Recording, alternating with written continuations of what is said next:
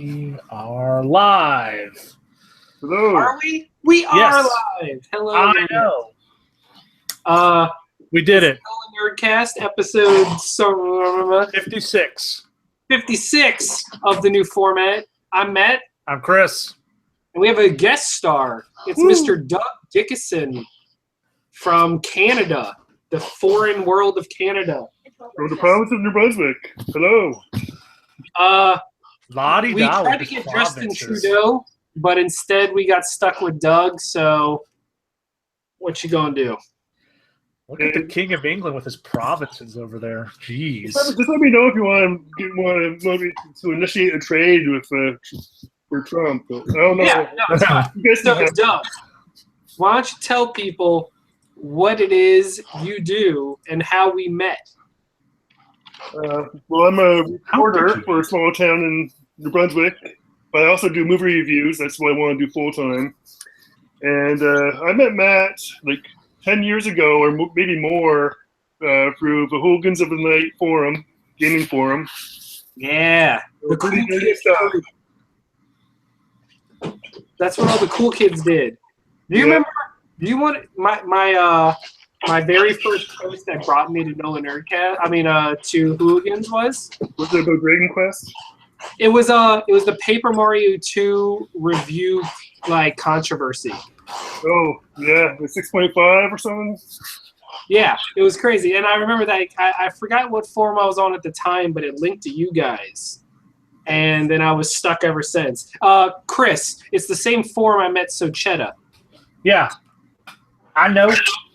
You don't know nothing. So Chetta has met Chris because we all hung out at Comic-Con one year in San Diego. Yeah, you guys, if you're flying around to fancy comic conventions. Exactly. Maybe if you were in a real country, you could join us. I did go to PAX East one year. Oh, speaking of PAX East, I'm going to PAX East as press this year. Crazy. Is this your first time? I am. I've never been to a PAX before, so this is brand new. That'll be fun. It'll probably be really cold because it's Boston. Yeah, but I love cold, so it's totally good. Hey, I'm typing up the Twitter and Facebook link real quick, Chris, so jump in and talk about something. I don't know. God forbid you do that before we start. I'm willing to trade. Like, you can come here to Canada, and I'll go to your place for a month. And Okay. You have the 2 feet of snow we have right now. So if I'm looking at the Google map right, you're right by Maine. Is that right? Yeah, I'm like 20 minutes from the border. Oh, I see. I see how it is. Okay. No deal. No. I'm looking at this boundary. No, thank you. Although, I've not really been through a snow winter, so I'm always interested to try that at least once. I have, but it was in Omaha, Nebraska snow winter, so I feel like it's not the same. Why? It's the majesty of snow and the flatness of Nebraska. Exactly. It's the same. What But could a see, person unlike want? Canada, it's gone in a reasonable time period. So, Yeah, so what's the issue? yeah, I don't know. We only have snow from November to April. It's not that big a deal. Yeah, it's fine. It's whatever. Oh my goodness, what's going on? What are you doing? I'm your face. Shut up. I don't know. So, Chris. Yeah. Because normally we don't jump right into this, but because we have a guest who is a movie reviewer and a nerd, he always has really good insight into the industry. Why don't we jump into our comic news, which is primarily like 90% movie and TV industry stuff? Sure. I'm more than happy to do such a thing. So, Doug, basically the format, we bring up a topic. If you have a comment on it or some insight or something, jump in. Doesn't matter. Cut Chris off. Who cares? I won't judge you for liking Suicide Squad. You mean Suicide Squad 2 brought to you by Mel Gibson? That is exactly the first bit of news I have written down. A hard pass on that, as I said on Twitter. I mean, what? Mel Gibson? Really? Well, you know Hollywood. Like, you know, snub him for 10 years for a scandal, but as soon as he gets an Oscar nomination, like, I guess he's paid his debt for sugar tits. Well, I mean, yeah. I mean, but like, and of everything else coming out of the DC cinematic universe, Ben Affleck doesn't want to be Batman. Now, is that confirmed? Because I heard that was a rumor. It's still a rumor, but it's a rumor that's been picked up by everyone. But see, the thing is, WB is such a clusterfuck that it doesn't surprise me anymore. With all the news about the Flash film and now all the news about Batman and all the rumors of Justice League just having its own issues, if Wonder Woman isn't a home run, like out the gate, they should just scrap it and start fresh in a couple of years. Like, fuck it. Yes. So if that happens, do you just walk away from Justice League, like take the loss? I don't know. It's just I can't fathom how they keep messing this up. It should be hard. But I don't know that it matters because they made like $1 billion. So, like, who cares? But it's so successful. But the problem is they got the wrong lesson from Suicide Squad, which was studio interference is a good thing, and you can see that in the aftermath of Suicide Squad because immediately Flash and Batman started having issues. Also, I'm getting some feedback. There was even that bad press about the Wonder Woman director having issues, but even though she said it wasn't true. Hey, Doug, do you say a boot? I don't say a boot. Damn it! How are you a Canadian? I say a lot. It's weird because the DC movies have really just kind of settled into, well, we'll just make it, and who cares if it's good? It's going to make a ton of cash. Yeah. So it really doesn't even matter anymore. But it's the worst because if they actually tried, if they actually just at one point went to Marvel and was like, so Disney and Marvel, what's your philosophy on this? We could get such great movies. I'm not asking them to copy their formula verbatim, but they're clearly doing something right where WB is doing something wrong because outside of the Edgar Wright scenario with Ant-Man, Marvel movies are generally nothing but positive buzz, where DC movies happen, like, they seem to be released out of pure spite. Yeah. They wallow in depressing tones, and whereas Marvel, they're fun. And I know DC does have darker material, maybe.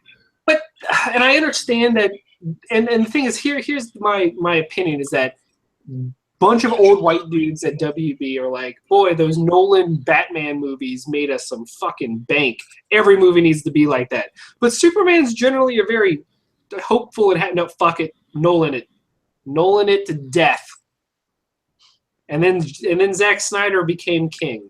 And I have hope that Jeff Johns, since he's now in control of more, can right the ship. But I feel like he's jumped on too little too late. Yeah, I feel that way too. What do you feel about George Miller being a producer on Justice League and the rumors about him directing if it goes wrong? The Batman movie or the Justice League movie? Justice League and Batman, I guess, too. I'd be down. Yeah, I mean, until it happens, I'm feeling pretty positive, but I'm not holding my breath on anything working out for these DC movies. Yeah, to be honest, I'm not excited about Justice League at all. I'll see it, and I'm hopeful for it. But right, like I want it to be good, you know. But I think it really comes down to I think if Wonder Woman is a huge hit, then the groundswell of support will help Justice League out a lot. But boy, if Wonder Woman is not good, I don't even know what's going to happen. Yeah, I'm hopeful for Wonder Woman, a lot more so than Justice League. I like the director, and the trailers have been really promising. Hard to judge from a trailer, but they do look fun. Yeah, so we'll see. I don't even know. Anyway, Cloak and Dagger, the new Freeform show, is scheduled to debut in 2018 at some point. You say Freeform. Yes. We both know you mean ABC Family. I would, except ABC Family doesn't exist anymore, so Freeform. That's like, you know what? I miss UPN. Why? Because didn't it give us... It was on it. Or was that WB? That's the WB.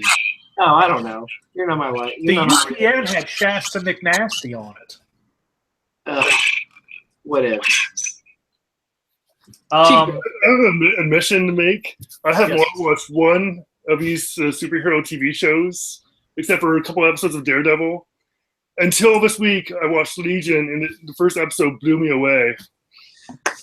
I have not seen Legion yet because the FX app requires a cable service subscription. Chris has given me his info, so I can hopefully use that. I haven't tried it yet, so I can watch it. But I'm very excited. We live in a golden age of comic book TV, and it shows no signs of stopping with Black Lightning, Runaways, now Cloak and Dagger, on top of all the upcoming Netflix shows. Oh, God, Chris, did you see the Iron Fist trailer? I did. We talked about it last week, remember? I know, but it's so good. I know. All right, back to this. The voice cast of Young Justice confirmed season 3 is in the works, which we already knew. Sophie Turner says that the new X-Men movie is going to begin filming this year. Hey, Doug. Yeah. I think you might be having some audio feedback because we're getting some echoes. Really? I don't know what it's doing. Yeah.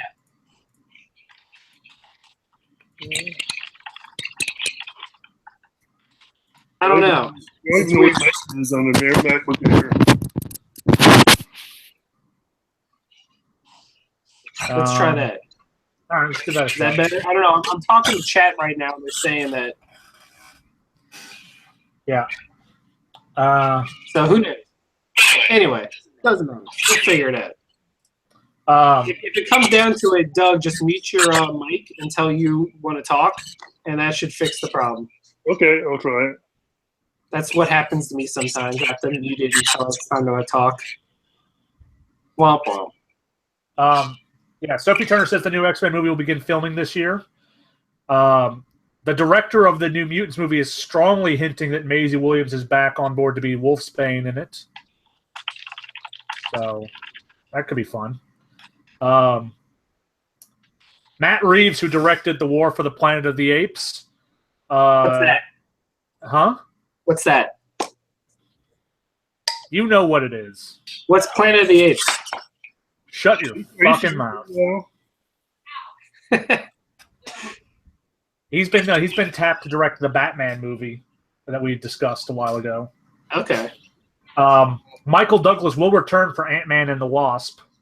Yeah. So that's fun. Lucifer was renewed for a third season, which is like 2.5 more seasons than I thought it was going to get.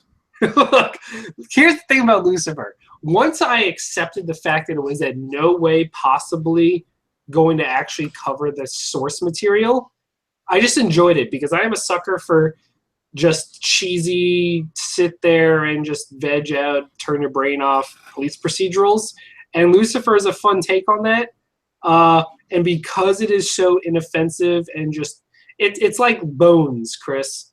It exists.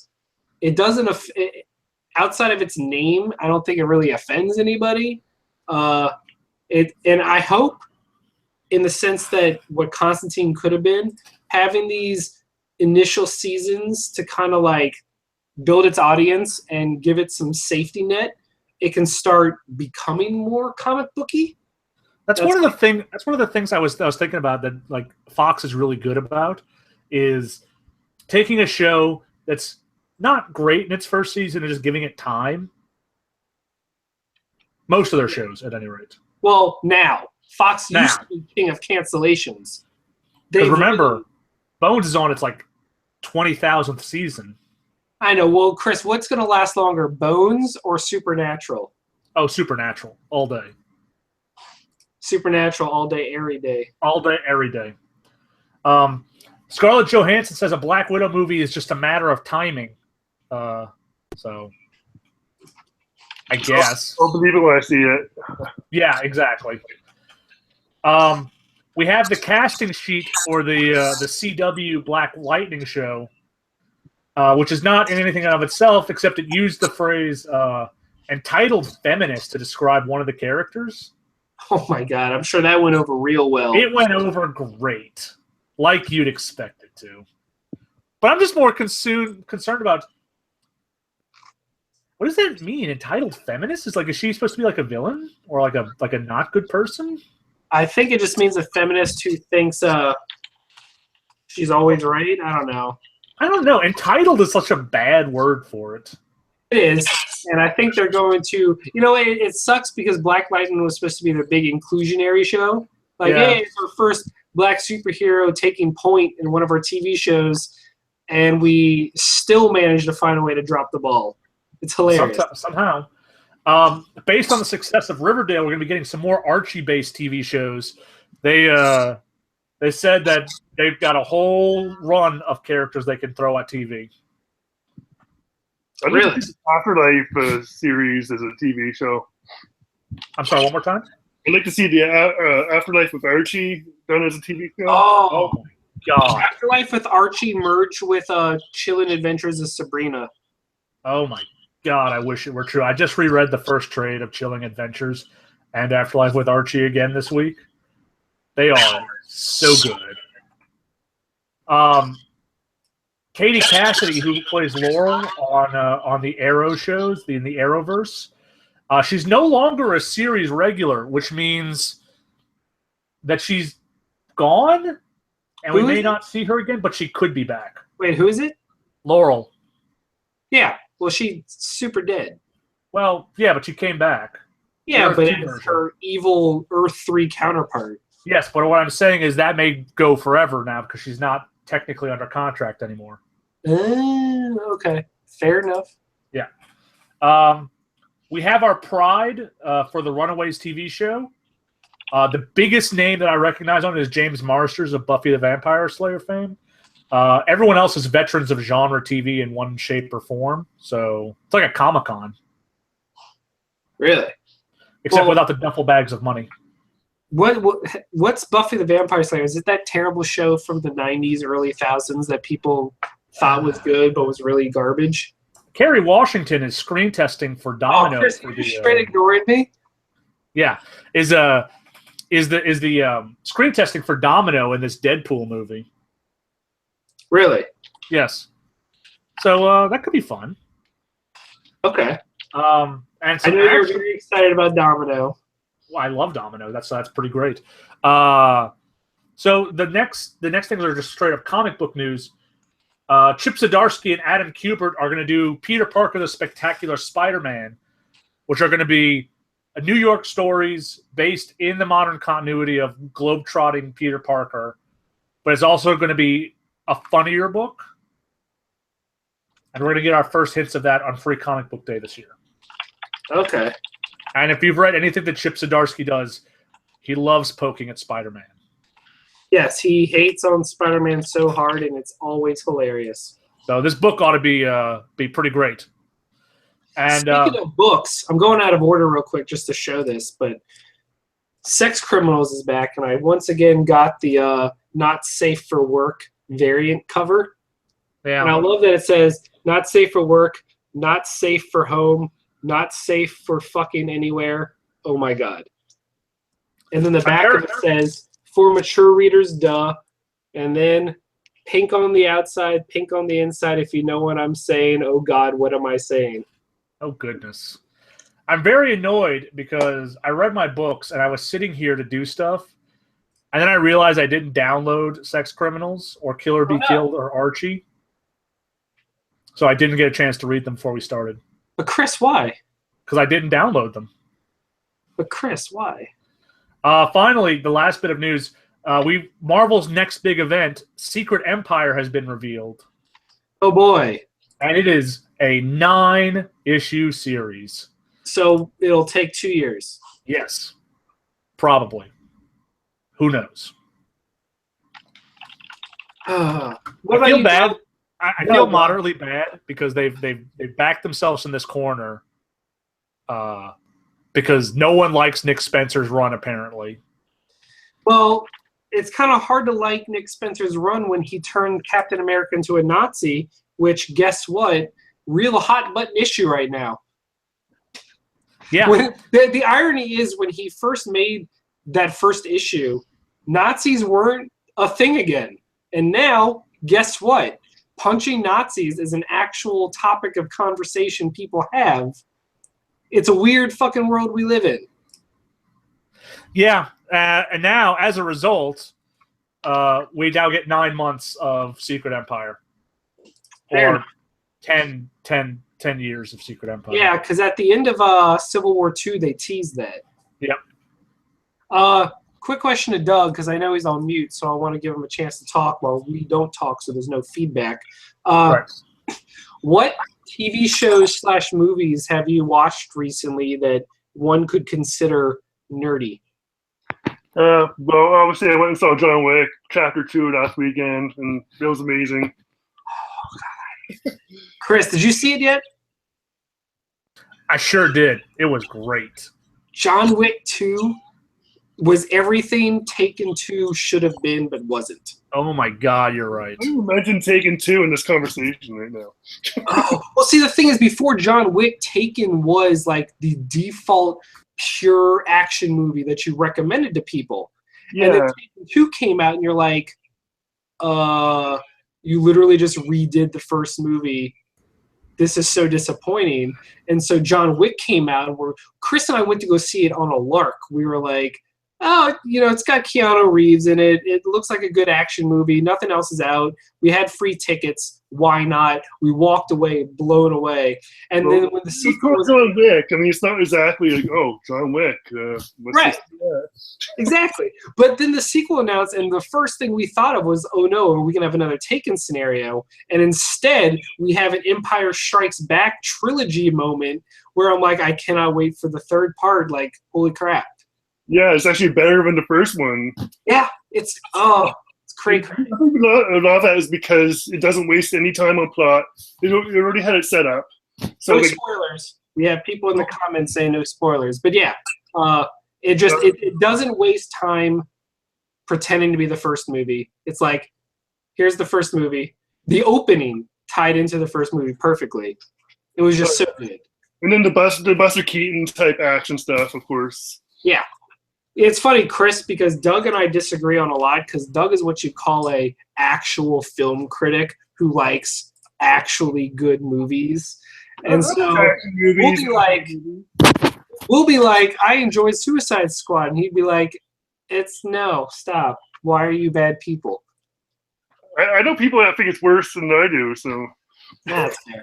Did you see Lego Batman 2? Oh, yes. And true story. I haven't yet. I walked out of Lego Batman directly into 50 Shades Darker. Oh, no. Why? And it was the weirdest shock to the system. What a busy day you had. Yeah. He does that a lot because Doug has to actually drive to a real people theater. And how far is it away? Well, there's one in the local town 15 minutes away, but they don't get all the big movies. So the next closest theater is an hour away. Yeah. So when he goes, he tries to like double feature it when he can because he has to watch these movies and sometimes he has to take one for the team. Yeah, I just did an 8-hour round trip to see Silence in Portland, Maine. No. Oh, Chris, actually, fun fact. Remember when we went to go see Kubo and the Two Strings? Yes, I do. That was entirely based on this man's recommendation. It's a good recommendation. I liked it a lot. And made it a movie of the year. So It did. I was very happy. yeah, Zootopia was great too, of course. But. Oh, No, sure. like it was a good year for animation between Kubo, Moana, and Zootopia. Heck yeah. So what's next? Let's talk game stuff. Let's. Unless Doug's got some. Do you watch TV at all, or are you mostly just movies? Well, like I said, I watched Legion, the first episode, and had my socks knocked off. Right now I'm just waiting for the Twin Peaks revival. Okay. I also watched the premiere of Legion, and I'm not sure yet how I feel about it. It's promising. I'm not completely sold. But I enjoyed what I saw. It's a very cool pilot. There's a lot going on, and it's very interesting. I'm just not sure. I was surprised it was from the creator of the Fargo television series. I don't know if they didn't really advertise it much, or if I just didn't miss it. If I missed it. Well, it was one of those weird, like, it's on FX, so it's something that people know about but don't really know about. Like I know Sonny came back, but I couldn't tell you when it came back. Like it's just like a cultural osmosis for FX. Yeah. When did FX get good? We live in a weird time. When Sonny hit like its third season. Yeah, it's true. All right, well, let's talk some game news because Doug is part of this. So Doug likes games as well, and he's got opinions. First, I will start by announcing that tonight I beat Final Fantasy 15. Wow, congrats. I beat the Adamantoise and got my Platinum Trophy. Well, that's a lot. Technically, I'm in the middle of a fight, and it's suspended on the TV right now, but the Adamantoise is almost dead, so it will be true by the time people actually watch this. Point is, I made a deal with several friends online who constantly mocked me for never playing Bloodborne. And I promised them that after Final Fantasy 15, but before Horizon Zero Dawn, I will play Bloodborne and stream it live on Twitch every single time. So, starting tomorrow, I will be streaming Bloodborne every evening I can for bits and pieces, and everybody is welcome to join the stream and viciously mock me every time I die because I'm garbage. So, yep, it's going to be great.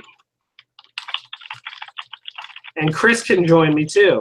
And I already figured out, Chris, if it does get too hard, the enemy will join me in co-op and just dominate. I think he has time. He's very busy. Our ex-roommate, the enemy, is like one of the top players. It's disgusting. Well, you can't have him tomorrow night. No. That's exciting, though. I'm glad you're going to try Bloodborne out. You don't have a lot of time, though. No. No, I mean, I have 2 weeks.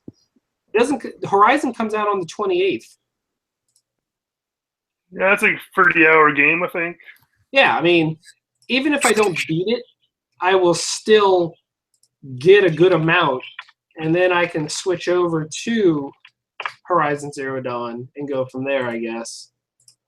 But Chris, you know what? I enjoyed Final Fantasy 15 for what it was. It had some flaws, but overall, I dug it. It really helped that I was so stupidly overpowered that the last half of the game was just a cakewalk. But you know, what you gonna do? Gut reaction. Where do you place this in your middle tier? Middle tier. Oh, by the way, Chris, just because Doug mentioned it on the chat, did you see the video I shared from 7 years ago? I did. The original Bienemy temper tantrum? I did. Oh, Doug, if you haven't seen it yet, go on my Facebook page and watch it. It is delightful. Chris and I decided to troll our roommate and turn off wrestling while he was in the middle of watching it. And it's fantastic. And then I told him to make me a tantrum because why not? What a time. Okay. What were we talking about? Oh, yeah. I place it mid-tier. Doug, did you play Final Fantasy 15? No. I have my issue with my wrists. And yeah. You still have it, right? RPGs don't do very well for me. They don't? I thought that'd be easier because you're not moving your wrist as much. Thumbsticks just destroy my hands. And I play my 3DS. I've been playing Dragon Quest VIII right now. Nice. So anything with the stick on the 3DS doesn't seem to bother me too bad. Okay, that's fair. So Chris, I would place it mid-tier. Definitely above 10. I would place it above 13, obviously. That's the whole 13 trilogy. I place it above 10. I place it above 12. I place it above 5, the original 3. But it is well behind 4, 6, 7, 8, 9, Tactics, like the big dog ones. Right. It's middle tier. I think it had great gameplay, but it suffered in the story, where if you hadn't watched the movie beforehand, a lot of the context is lost on you. And a lot of the story is told like in the paragraphs describing the changes between chapters instead of like actually in the game. So you actually have to watch the movie before you play the game? Yeah, like you don't have to.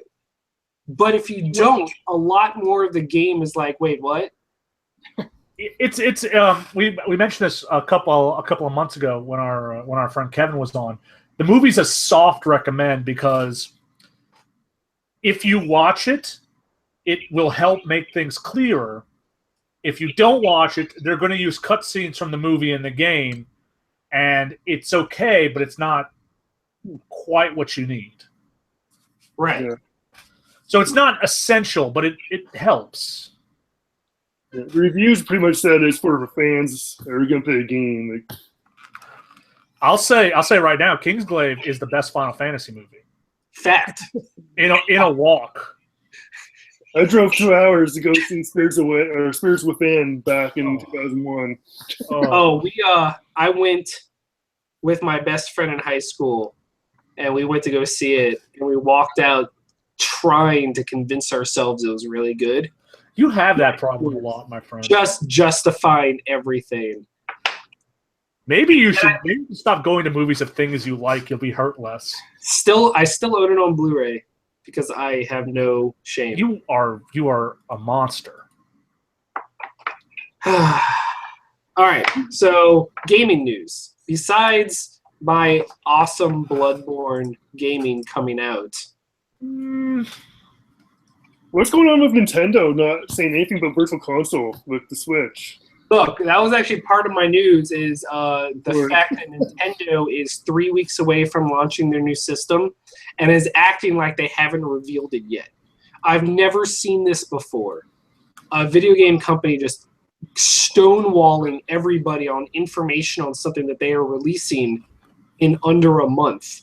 It's not like it's the initial reveal and we have 8 months till release. This bitch is coming out in mere weeks, and we have more questions than answers for everything. How does online work? We don't know. What are its features? How do you add friends? There's rumors and there's supposed leaks, and that just fosters this misinformation.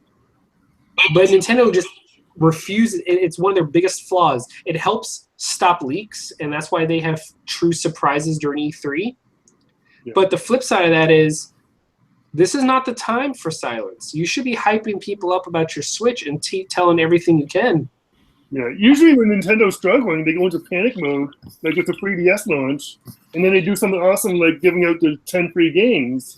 But they don't panic mode for this, even though they should be. Like, we don't know, is it a unified profile now?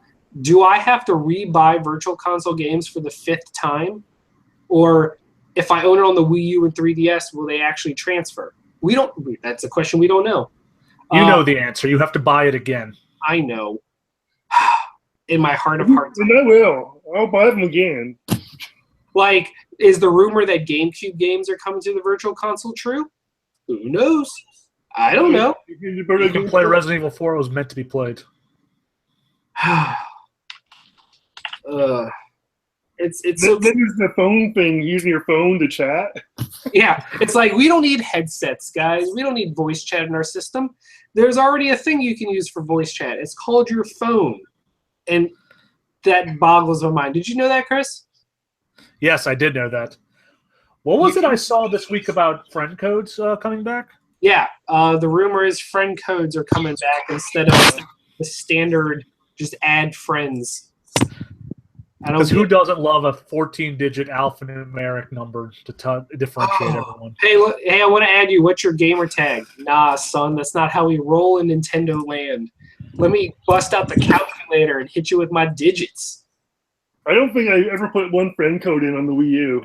No, it actually actively makes me not want to play games online because who wants to deal with that?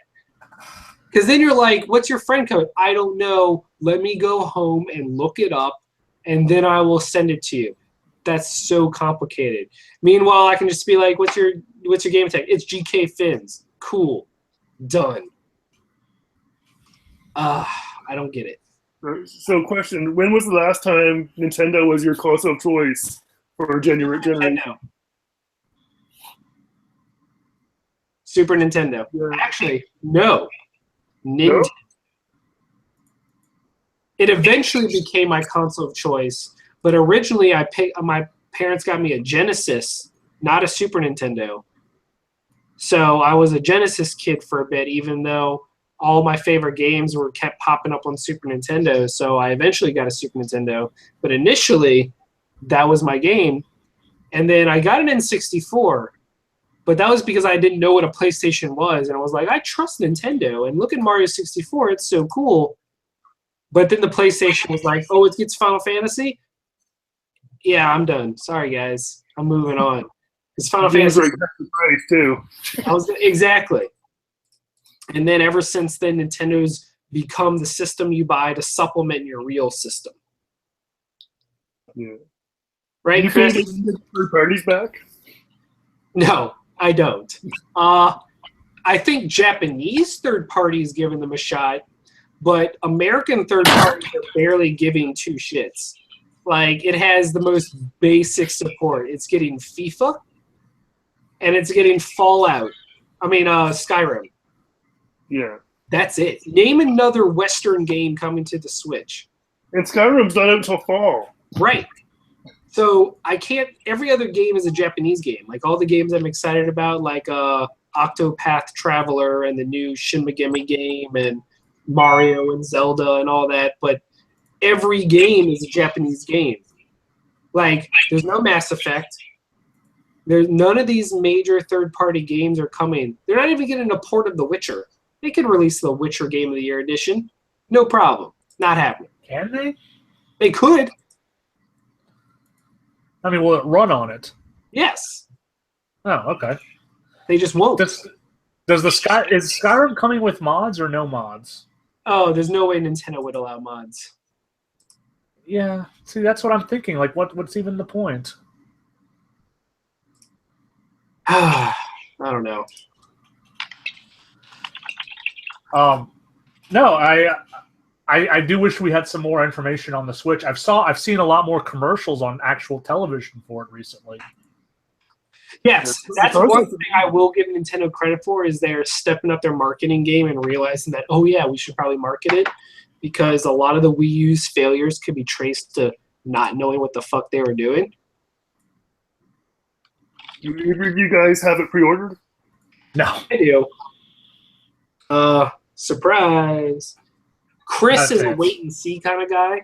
Chris, when was the last time... Was the PlayStation 4 the last system you bought at launch? No, because I didn't buy the PlayStation 4 at launch. What was the last system you bought at launch? None. Was it Xbox 360? No. I bought it a couple of months after the fact. Damn. Do you ever... You don't buy at launch, do you? I've never bought a system at launch. Crazy pants. Okay. Even though you always end up owning all of them. You wait. I don't mind waiting. I've got plenty of time, and I've got... Usually by the time the new system comes, I've got stuff on the old system that needs to be played first. Huh. Okay. Yeah, I don't have it pre-ordered, but there's a temptation just to take part in the launch by camping out at Walmart with the masses. There's some kind of just the hype of it. Right? Well, actually, Ross Gill? Yeah. From Hooligans? Chris, remember Ross when he came in for the Wii release? I remember. he visited me in New Orleans and stayed with us, and we picked up our Wiis in New Orleans, and we had like a Nintendo Wii night, and that was really fun. That was probably the first and last time we really enjoyed the Wii. Absolutely, it was. Playing Dragon Ball Z, going. Yeah, we did do that. Yeah, for the Wii launch, I didn't pre-order. I was an idiot. I was like, I live in a small town in Canada. Nobody's gonna care. I'll walk right in there and buy one. And the day before, there were a bunch of guys camped out waiting, and I was laughing at them. I was like, "You idiots! Like, I'll just be able to walk in there tomorrow and buy one." The next day, I get there, they walk past me with their Wiis, laughing, "Haha, sucker! They're sold out." So I learned my lesson. Huh. So I was kind of an ass to them, and I learned, yeah. Well, speaking of Nintendo, because they had some big news drop today, which is Breath of the Wild will be the first Zelda with DLC. And here's the catch. It's very weird because Nintendo usually has a strong track record with DLC. They don't have much of it, but what they have released has been good with like their Splatoon support, their Hyrule Warriors support, Mario Kart support. It's all been solid. The difference is this Zelda stuff is stuff that's some of it is part of what people expected, like a New Game Plus or a second quest or a Trials Cavern. But what's really weird is that they're not letting you buy it separately.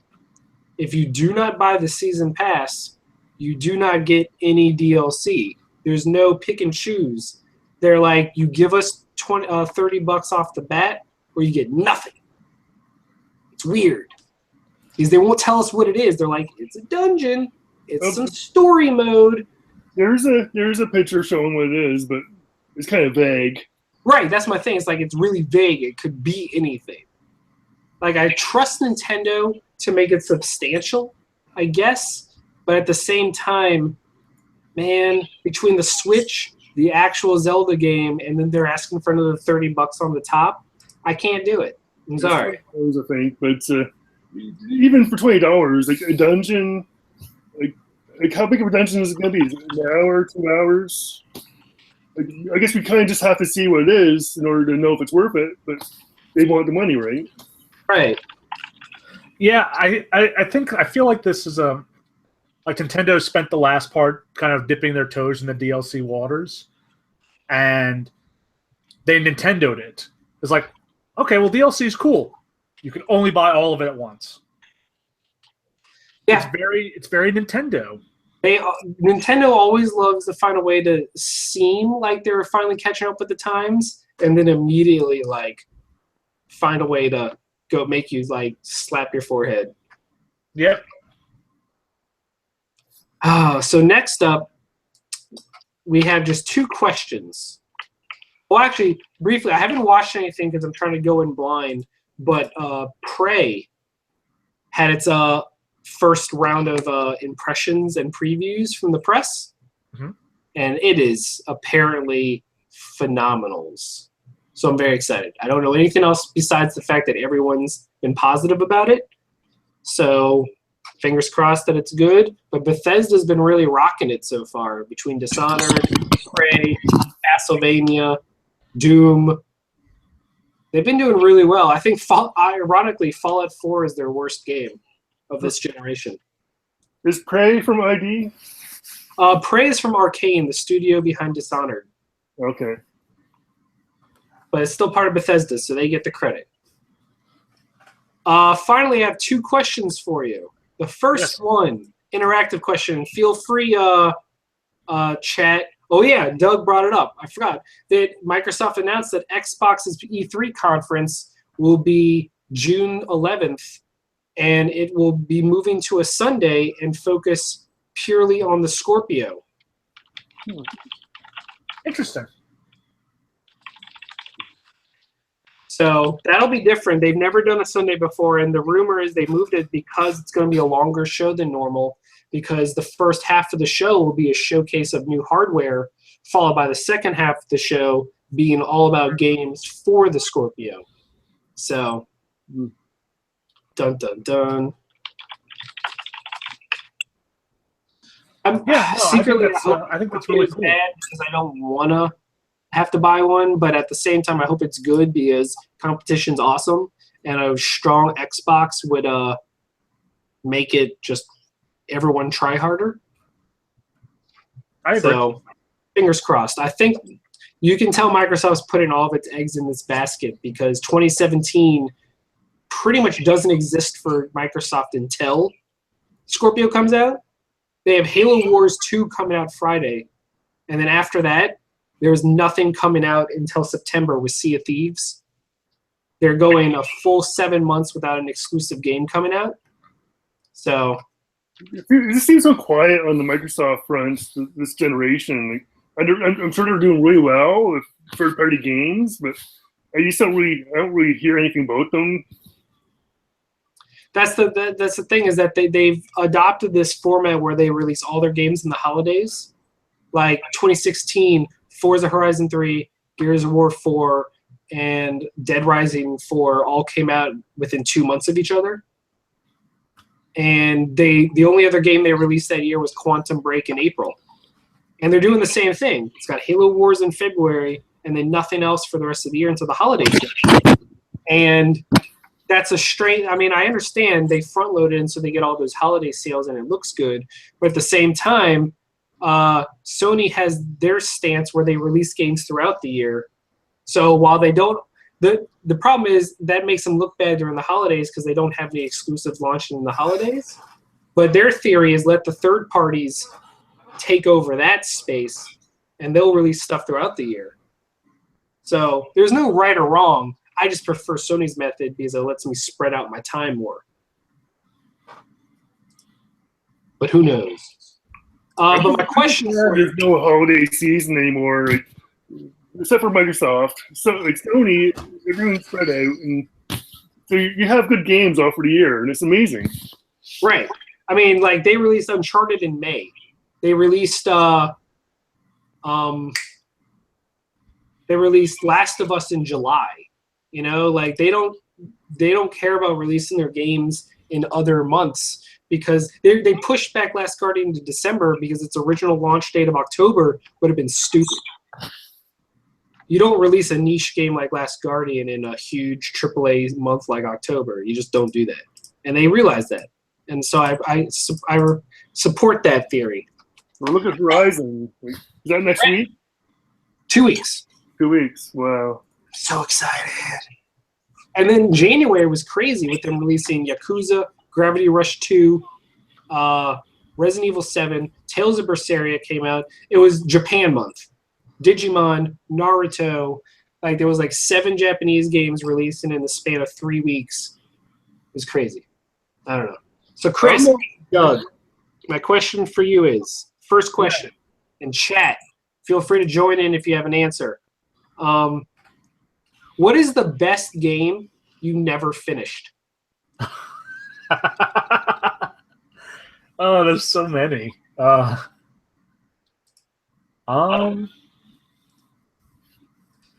Geez, let me think about that a little bit because there's an awful lot of them, and I have to narrow that down some. Okay. While you think about that, I'll pose the second question because it's a lot easier. And then you can think about it, okay? Okay. What is your gaming origin? How did you get into video games? And we'll let Doug go first. I've just been playing my whole life. I can't even remember how I started. Like, we had an Atari and all those crappy ports, like Mrs. Pac-Man. And my parents skipped the NES on me.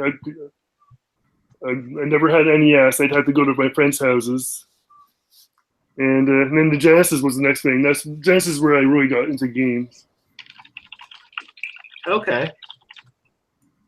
But one of the worst things my What was parents... your first game that made you be like, oh, God, this is my hobby? It has to be Super Mario Brothers, right? Yeah, pretty much. And Mario Brothers was where I was first blown away. And then Mario 3, that was it. I was hooked. One of my worst experiences as a kid I'll never forget. I was at the grocery store. My dad picked up the NES Power set and then made it look like he was going to buy it.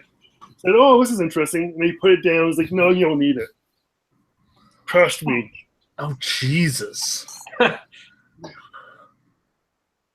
Huh. Okay. Fair enough. What about you, Chris? Okay, so I'll do the gaming origin first because that's the easiest one. I didn't have systems growing up. My siblings didn't really have systems. So I played a lot of PC games, the Sierra Adventures, King's Quest, Police Quest, the Jeopardy that was on DOS, stuff like that. And we played them, and then we didn't have a computer for a few years, and I had a Game Gear, which was the only system I could convince my parents to get me. So I had Garfield and Sonic 2. Sonic 2 is one of the best games ever. Yes, but I couldn't beat it because I didn't have anything else to do with it, and the Game Gear sucks, and it died. So. Oh, it ate batteries like it was going out of style. Oh my God, 6 batteries. 6 batteries, yeah. The game that I was first addicted to was the first Diablo as a PC game, because I realized I could replay. I could start the game over with my same stats. So all I would do was get my character to a point where I couldn't progress anymore and then restart the game. And I'd keep doing this for hours and hours and hours. I never actually beat Diablo 1. It never happened. But I played it quite a lot. Okay. The game that I haven't finished that I regret not finishing the most is Final Fantasy VI. My favorite game of all time. Chris. Yeah. Come on, don't you value our friendship? I do. I have the cartridge right over there on that bookcase, and it's still at like 50%. Eat it. You can do it. I might pop it in the Retron one day. Kotaku just did a retrospective on why Final Fantasy VI is one of the best games ever, and it was amazing. Yeah, but I've been listening to you talk for years. I don't need Kotaku to tell me that. You mentioned King's Quest. That was another series that blew me away as a kid. King's Quest 4 was the first narrative game. My mind couldn't handle it. King's Quest was important because it taught me how to type. King's Quest 6 is one of my favorite games of all time. I played a lot of King's Quest 3, which, if you remember the origins of King's Quest 3, it's very persnickety in that you have to do things a certain way in order to progress the game. Yeah. And I didn't know that, so I just kept dying, and I thought, wow, this game's really hard. I didn't realize that there was actual things that I was supposed to do in order to get out of the wizard's house. To this day, I can type "open door" faster than anything else. Yeah. Yeah. The worst was figuring out what it was to make you swim. Oh. Because inevitably, I would forget what button it was, because it's usually the equal sign, but sometimes it wasn't. Or I would try to type swim really fast, and I would end up drowning. The worst parts were where there's like certain paths you had to take, or you'd fall or die. Mm-hmm. Figuring out those like safe spots. Oh yeah, King's Quest 2 had the thorn maze that's on a diagonal, and it sucks. But yeah, those games were very important. They taught me an awful lot about typing, and I can't tell characters to get naked because, of course, I tried that. Of course. Well, for me, my origin is my uncle bought me a Nintendo for Christmas when I was a young lad, and I played the original Mario. And it was ever since then, it was Mario Brothers. And my parents were so mad that they bought me a Nintendo. Over the years of realizing how into video games I got into, they could all be traced back to him. And when his daughter turned the same age, they bought her a PlayStation 1. And then she became a huge gamer nerd, and except her Mario was like Crash Bandicoot and Spyro. So it's just really fun. She's as excited for the Crash Bandicoot remasters as I am about Mario Odyssey. Generations, man. Those are good Crash Bandicoot remasters. I would die for a new Crash Team Racing from Naughty Dog, though. I want to do Diddy Kong Racing. How are they not making one of those? And finally, there's a lot of great games I haven't beaten yet throughout the years, but one of the ones that sticks out, especially in relation to Chris, because it's one of his all-time favorites, I've never beaten Half-Life 2. That's a shame, because that's not a hard game to beat. No, I've never beaten it on base mode. I've never even played the episode 1 or 2. You know, I liked the episodes as like a DLC continuation. The only problem I have is that they never finished it. I got Ravenholm with the gravity gun, using the saw blades to like cut people in half. That One of the best levels in gaming. And I don't recall why I stopped, but I just did, and I never got back to it. I'm just betting that they haven't finished the series when they ended on a cliffhanger. Yes. Yeah. That's my biggest irritation, because I go through and I replay Half-Life 2 periodically. It's one of my favorite shooters because it's very good and it's, you know, kind of leisurely. But the fact that episode 2 just ends on a cliffhanger and then fuck you, you don't get anything else, it really sours the experience. Like, I don't even want to play it.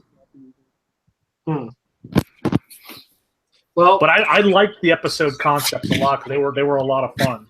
I agree. Here's hoping. Well, that about wraps it up for the gaming side. Why don't we rapid fire the comics, Chris? Let's do your new method where you just kind of only talk about the ones you really liked. Sure. Like I said, I didn't read Archie, Kill or Be Killed, or Sabrina. I'm sorry, or Sex Criminals. So I'm assuming those are all. Well, then let me jump in and say without spoiling, because I know you want to read them. Chris, Kill or Be Killed was amazing. Yeah. And it's that point in the story where things start to go into oh shit mode. That's all you need to know. Okay. And Sex Criminals is just phenomenal. And because, Chris, it's been 8 months since the last issue came out, there's an 8-page recap of the story so far. Oh, thank God. And it actually gets into the fact that of why they haven't been around for so long, and it's hilarious.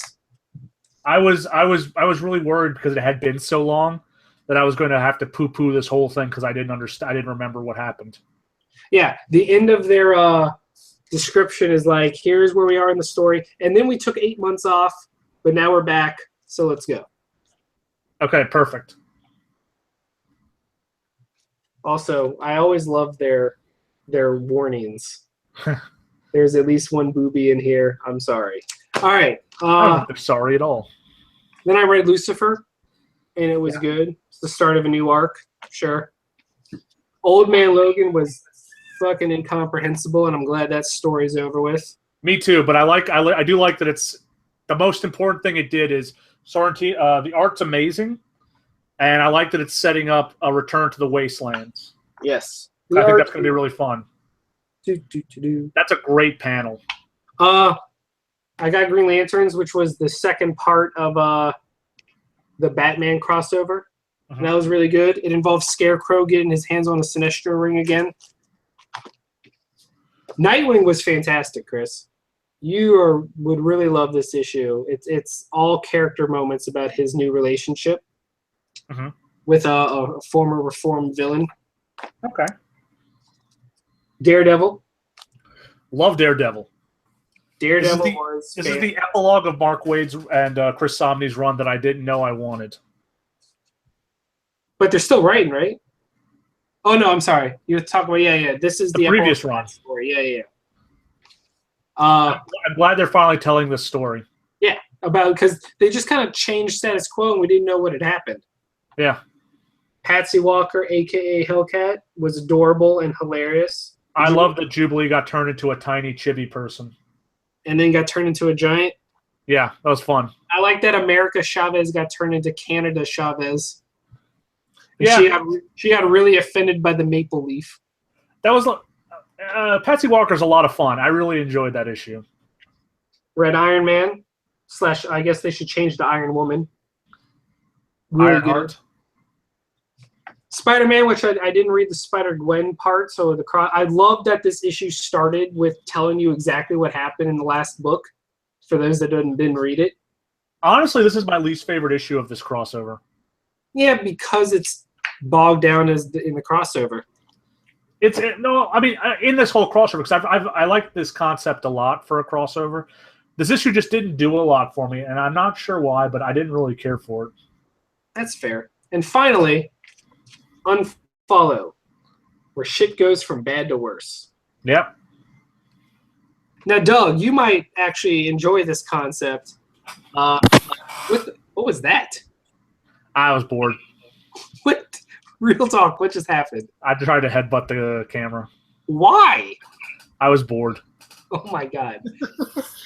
The story for this, Doug, is basically the guy that created social media. So basically think of a even richer, more powerful Mark Zuckerberg. It combines the social network with Battle Royale. Oh, cool. And when he dies, he leaves his $140 billion empire to 140 people around the world. But the catch is, every time one of those 140 dies, the remaining money is split between the survivors. And it basically creates this social media social experiment. And it's fantastic. And the number is not the issue. It's how many are left. Oh, that's neat. Every cover is designed like an iPhone. Like it's an actual camera. I don't know. It's really good. And I would not be surprised if that eventually becomes a TV show. Cool. It sounds kind of like that's a book that Spielberg's adapting too. I can't even think of what it's called. Shoot, it was a novel, but okay. It's the Ready Player One. Yeah, Ready Player One. Yeah. Oh, that looks good. This is this book is the linchpin of the upsetting era of comics. Yes. Well, then, No Mercy. Yeah. But yay! What did I get this week? Mighty Thor number 16, continuing the Asgard Shi'ar War, is radical, and I love every second of it. I have Star Trek Boldly Go number 5, which is the spin-off series continuing from Star Trek, the last one. I forget its name. Beyond. And it's fun. This one is the origin of Jayla, she was the main character of the movie. So this was pretty good. I have WWE number 2, which is the best wrestling comic that's ever been written, and I'm very confident saying that 2 issues in. I have Batman number 17, continuing the I Am Bane story.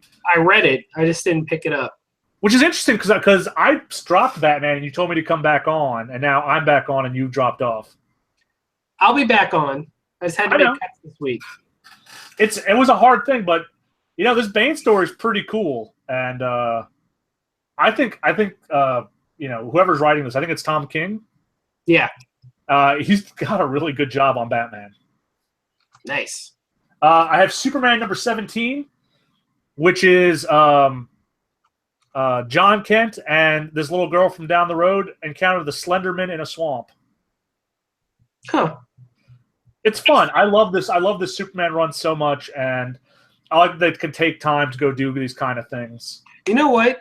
That actually reminds me of something that I forgot to mention. Injustice 2 announced that Swamp Thing, Cheetah, and Catwoman are all coming. I saw Swamp Thing's attacks in a video where he fought Damian. Yeah. It seems like he's pretty cool to fight with. Cave Carson as a cybernetic eye is weird and getting weirder by the second. So we'll see how long that can continue on. Batwoman number 1 is a great origin of Batwoman if you have not been following along. It covers all her high points starting from way back in Detective Comics to now. So it's well worth it if you're even moderately interested. Huh? What book? Batwoman? Oh, yeah, I did read that. The problem is, if you've been reading it like us, it's all there's nothing to latch onto. It's all stuff we know.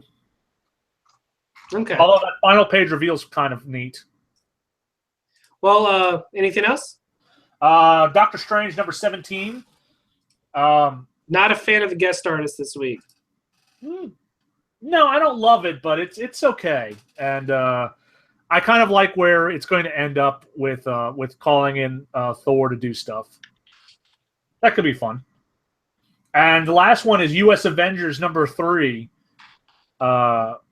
which is my favorite Avengers team up because it's ridiculous and awesome. And next month we get American Kaiju in it as part of the Monsters Unleashed crossover. So any book that brings back American Kaiju is my favorite. Boo. For Doug that doesn't know, American Kaiju is a Godzilla who was owned and operated by America, has spray painted an American flag on himself, and screams out USA. I figured it was a kaiju, but I didn't know what kind it is. He's basically the 1998 Godzilla, the Roland Emmerich Godzilla. Oh, is Matthew Broderick around too? I wish, but no. And all he does is turn. He's basically the Hulk, but he turns into Godzilla. And he's the best. You know what, Doug? I'm sending it to you right now on Facebook. Just because you owe it to yourself to have seen this once in your life. It's my favorite new character Marvel's created.